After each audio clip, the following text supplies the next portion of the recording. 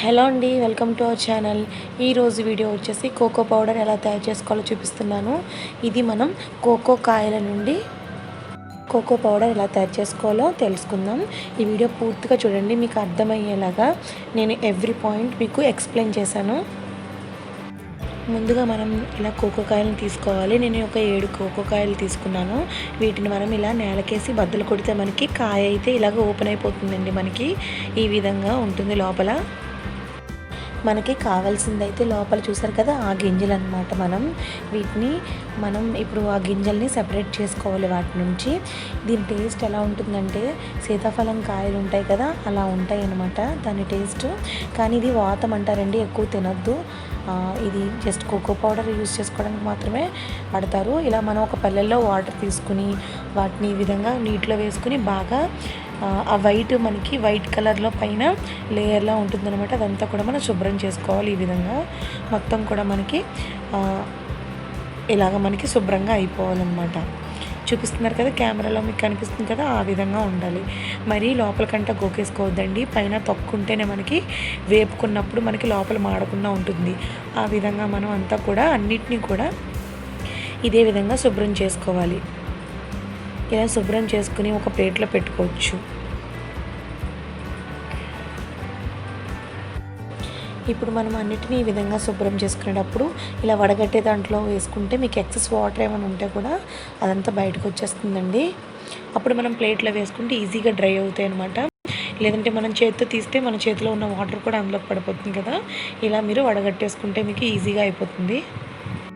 ఇలా మనం గింజలన్నిటిని శుభ్రం చేసుకుని ఒక ప్లేట్లో వేసుకుని పెట్టుకోండి. ఇవి ఆరే కొద్దీ మనకి కలర్ చేంజ్ అవుతూ ఉంటాయి రెడ్ కలర్లోకి. ఇప్పుడు మనం ఈ గింజలన్నిటినీ కూడా ఇలా ఎండలో ఎండబెట్టుకోవాలండి. మీకు ఎండ వచ్చే ప్లేస్లో ఈ విధంగా పెట్టుకుంటే ఇలా దూరంగా వేసుకుంటే మీకు తొందరగా డ్రై అయిపోతాయి 2 డేస్లో. ఈ విధంగా ఒక 3 రోజుల పాటు ఎండలో ఎండబెట్టుకోండి. మనకి ఈ విధంగా ఎండిపోవాలండి. సౌండ్ చూసారు కదా, ఆ విధంగా సౌండ్ వస్తే మనకి బాగా ఎండినే అర్థం. ఇప్పుడు మనం ఫ్రై చేసుకోవాలి. ఇప్పుడు మనం స్టవ్ మీద కడాయి పెట్టుకోవాలి. ఉత్తి కడాయిలో మనం ఈ విధంగా వీటిని వేపుకోవాలి.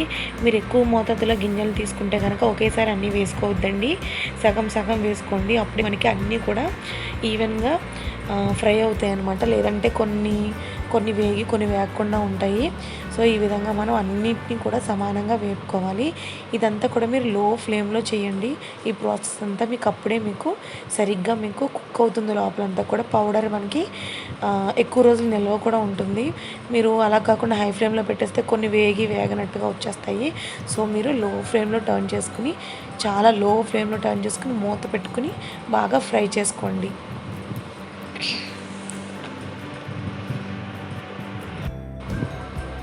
మనకి కలర్ చేంజ్ అవ్వడం స్టార్ట్ అవుతుందండి. దీని ప్రాసెస్ మనకి కొంచెం టైం ఎక్కువే పడుతుంది.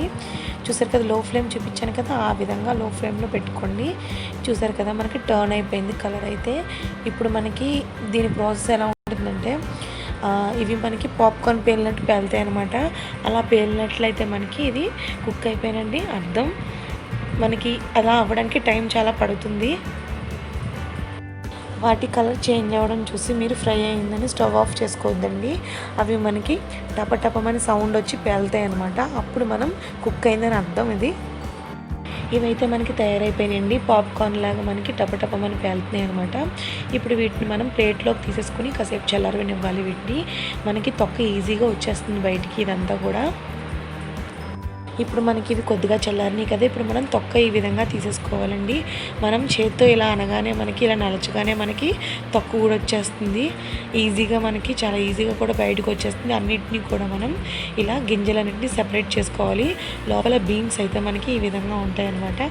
మంచి కలర్లోకి వస్తుందండి. ఇప్పుడు వీటిని మిక్సీ జార్లో ట్రాన్స్ఫర్ చేసుకుని గ్రైండ్ చేసుకోండి. చిన్న మిక్సీ జార్ తీసుకుంటే మీకు బాగా గ్రైండ్ అవుతుంది. మరీ ఎక్కువసేపు గ్రైండ్ చేసేసుకోవద్దు. జస్ట్ ఒక 2 మినిట్స్ గ్రైండ్ చేసుకుని వదిలేయండి, లేదంటే మీకు వాటర్ వచ్చేస్తుంది అనమాట. చూసారు కదా, ఈ విధంగా మనకి పౌడర్ లాగా రెడీ అయిపోయింది. ఇప్పుడు దీన్ని వేరే బౌల్లోకి తీసేసుకోండి ఇలాగా. అలా మీరు ఎన్ని ట్రిప్స్ చేసుకుంటారో అన్ని ట్రిప్స్ మీరు మొత్తం అంతా కూడా చేసుకుని ఇలా పౌడర్ చేసుకుని పక్కన పెట్టుకోండి. ఇప్పుడు దీన్ని మనం బాగా ఇలా జల్లించేసుకుంటే మంచి ఫైన్ పౌడర్ మనకు వస్తుందండి. అలా ఉండడం వల్ల మనకి కొంచెం బరకగా ఉంటుంది. ఇలాగ జల్లించేసుకుంటే మంచిగా ఇలా కోకో పౌడర్ అయితే రెడీ అయిపోయిందండి మనకి. తప్పకుండా ట్రై చేయండి, చాలా ఈజీయే కదా. మనకి పల్లెటూరులో ఉండే వాళ్ళకైతే కొంచెం ఇలాంటి కొక్కకాయలు దొరుకుతాయండి. సిటీలో ఉండే వాళ్ళకి మరి దొరకకపోవచ్చు. సో పల్లెటూరులో ఎవరైనా ఉంటే మాత్రం ట్రై చేయండి కంపల్సరీ. మనకి చాలా అవైలబుల్గా ఉంటాయి. మన చుట్టుపక్కల చాలా చోట్ల పెంచుతారు కూడా. దీన్ని ఇప్పుడు మనం ఒక డబ్బాలో వేసుకుని ఎయిట్ కంటైనర్లో వేసుకుని స్టోర్ చేసుకుందాం. ఇది మనకి ఫ్రిడ్జ్లో పెట్టుకుంటే 6 నెలల వరకు నిలవ ఉంటుందండి, ఏమీ పాడవదు. దీంతో ఐస్ క్రీమ్స్, డార్క్ చాక్లెట్స్ ఇలా అన్నీ చేసుకోవచ్చు. ఇప్పుడు మనం ఇలా ఎయిట్ కంటైనర్లో వేసేసుకుని స్టోర్ చేసేసుకోవడమే. చాలా ఈజీగా అయిపోయింది కదండి. దీన్ని మనం శుభ్రం చేయడమే మనకు ఒక్క పెద్ద పని. కనుమ అంతా కూడా చాలా ఈజీగా అయిపోతుంది. తప్పకుండా ట్రై చేయండి. ఎవరైనా దొరికే వాళ్ళు ఉంటే తప్పకుండా ట్రై చేసుకోండి ఇంట్లో.